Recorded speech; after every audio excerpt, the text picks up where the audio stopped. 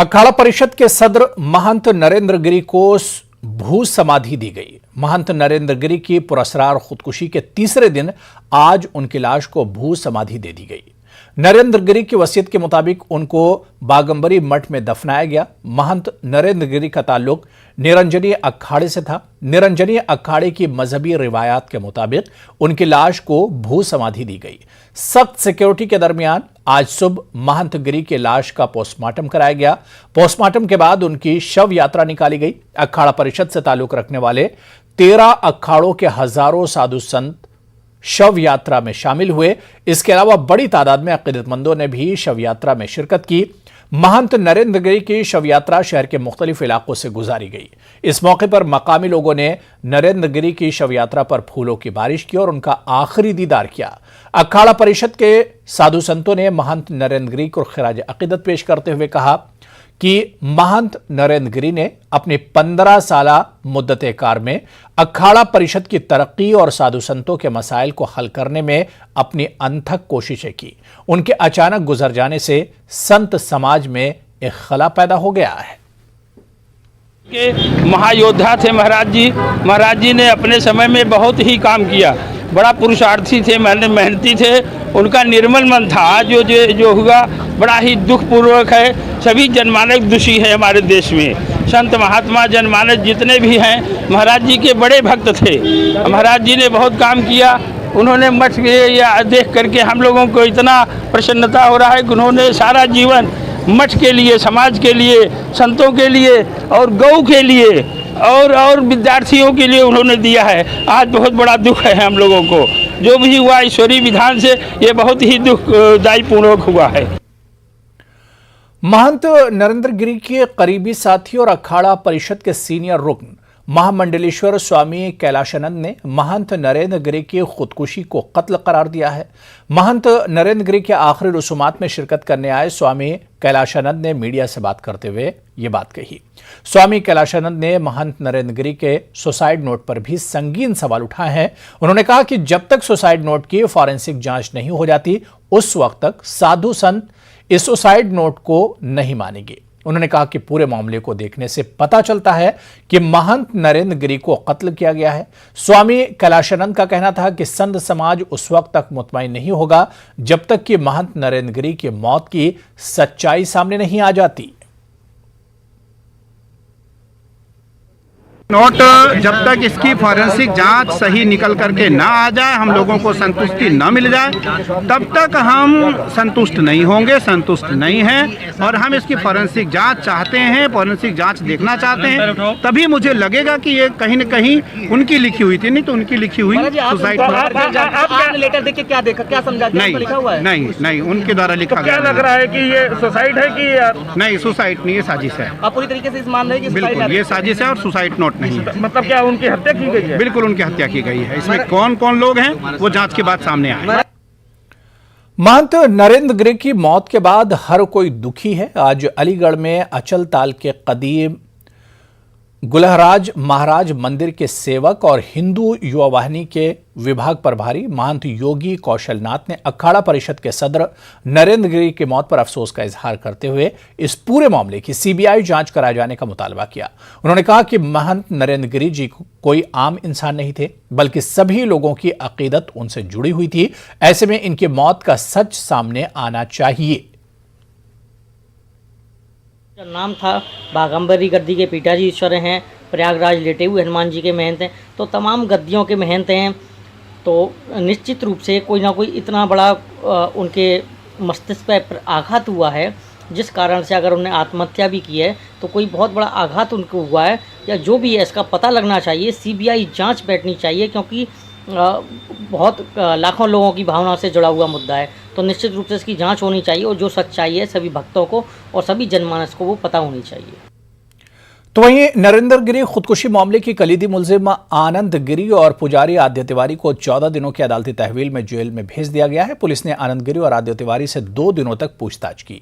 दोनों मुलजिमीन को पुलिस ने इलाहाबाद के चीफ जुडिशियल मजिस्ट्रेट हरिंदर नाथ की अदालत में पेश किया। अदालती कार्रवाई के बाद आनंद गिरी और आद्य तिवारी को 14 दिनों के लिए नैनी सेंट्रल जेल भेज दिया गया।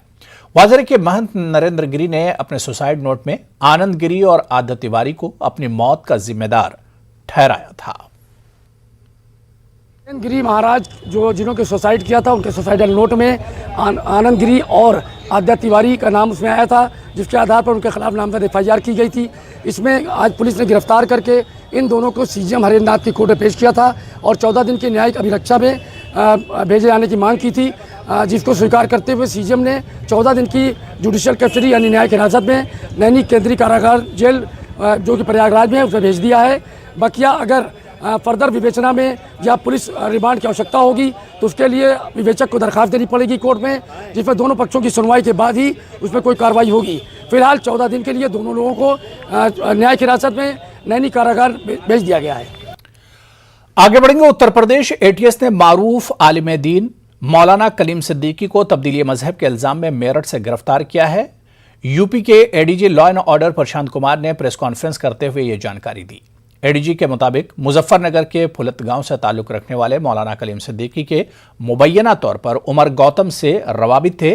फुलत के मशहूर मदरसे के मुंतजिम मारूफ इस्लामी स्कॉलर मौलाना कलीम सिद्दीकी एक निजी प्रोग्राम के सिलसिले में कल रात मेरठ आए थे, वहीं से इन्हें गिरफ्तार कर लिया गया है कि उत्तर प्रदेश के ATS ने 20 जून 2021 को अवैध धर्मांतरण के गिरोह को संचालित करने वाले कुछ लोगों को गिरफ्तार किया था।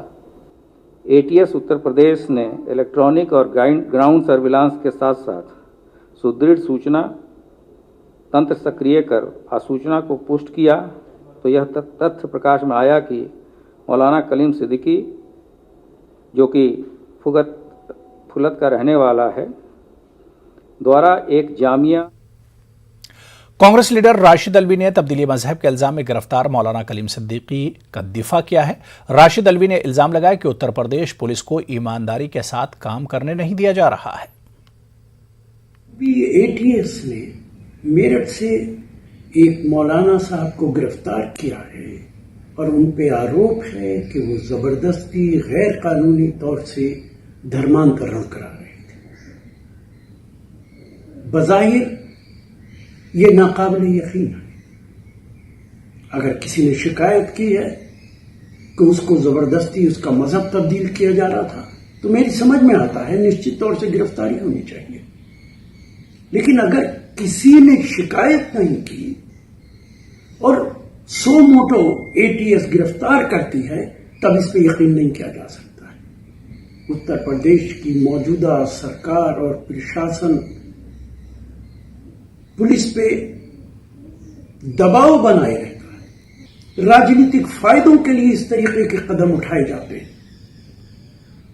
अगर ऐसा कुछ है तो इसकी इंक्वायरी CBI से होनी चाहिए और सच्चाई का पता चलना चाहिए।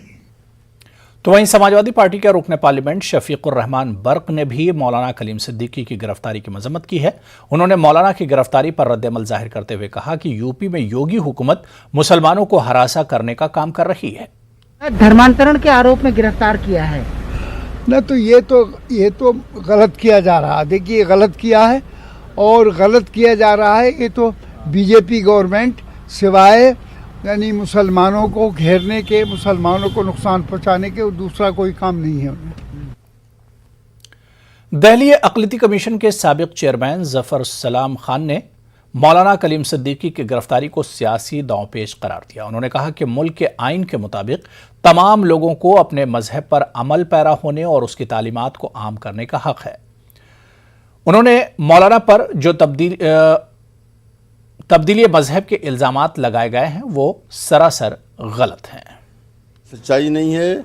ये लोग चाहे उमर गौतम हो चाहे मौलाना कलीम सिद्दीकी साहब हैं, ये लोग जो हमारे कॉन्स्टिट्यूशन में जो इंसान को हक दिया गया है वही इस्तेमाल कर रहे थे।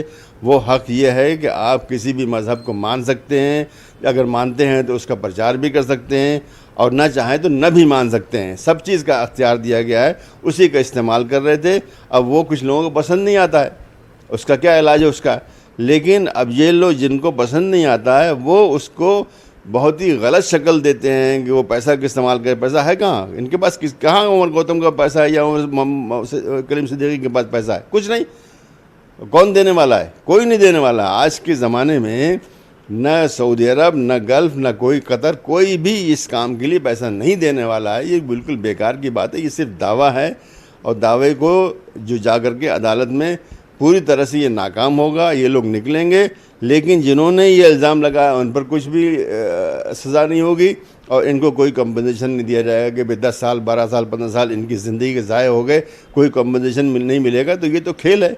जिन लोगों के पास इक़्तिदार है वो खेल लोगों की ज़िंदगियों से खेल रहे हैं। जमीयत उलमा हिंद मौलाना महमूद मदनी ग्रुप तब्दीली मजहब के इल्जाम में गिरफ्तार हुए मौलाना कलीम सिद्दीकी का केस लड़ेगी। जमीयत उलमा हिंद की महाराज शाख की जानिब से फैसला लिया गया है। जमीयत की तरफ से एडवोकेट अबू बकर मौलाना कलीम सिद्दीकी की पैरवी करेंगे।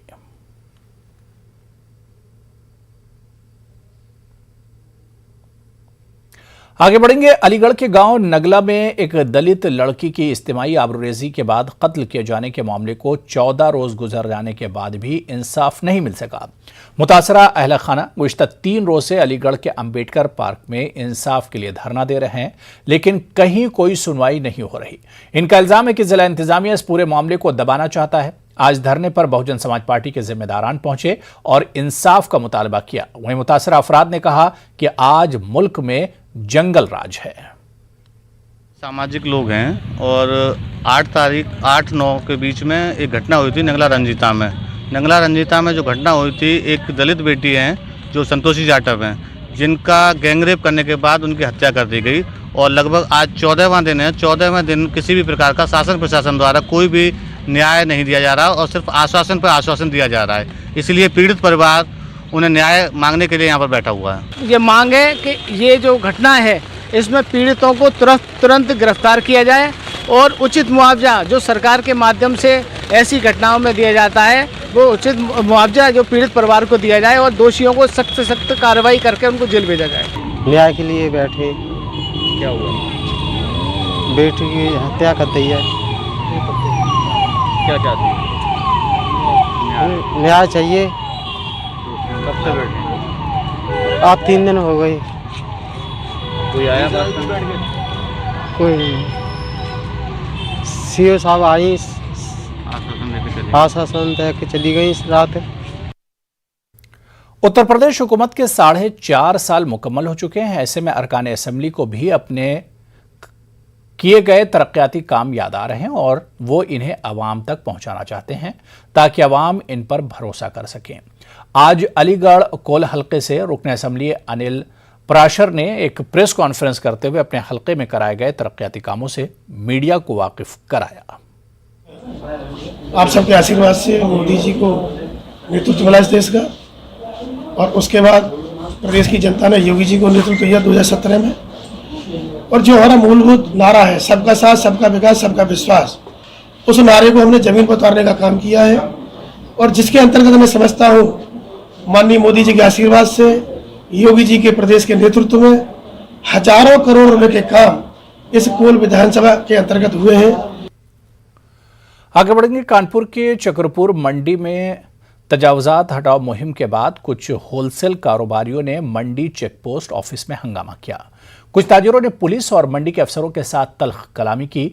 मंडी कमेटी की तरफ से उनके खिलाफ सरकारी कामकाज में रख न डाले और मारपीट के खिलाफ केस दर्ज किया गया। प्रवेश गेट से लेकर के प्रवेश गेट में जो है ज़्यादातर व्यापारियों द्वारा जो है हरी सब्जी लगा लेते थे, जिस कारण से मंडी में जाम लग जाता था और सभी व्यापारियों को परेशानी होती थी। तो प्रवेश गेट से लेकर के और नीलामी चबूतरा 9 और 10 नंबर तक ये अतिक्रमण हटाया गया, जिसमें से बीच में जो भी अवैध अतिक्रमण किए हुए थे, चाहे वो अवैध कैंटीन हो, चाहे वो पान की गुमटी हो, या जिन लोगों द्वारा जो है नीलामी चबूतरे के आगे अपना बढ़ा करके अतिक्रमण किया गया है, उन सभी को हटाया गया है। और ख़ासकर जो नीलामी चबूतरा संख्या 9 और 10 है, उसमें विशेष रूप से जिन लोगों ने अवैध रूप से अतिक्रमण किया हुआ था उनको पूरी तरीके से ध्वस्त कर दिया गया है। चलिए यहाँ पर रुकेंगे फिलहाल छोटे से ब्रेक के लिए।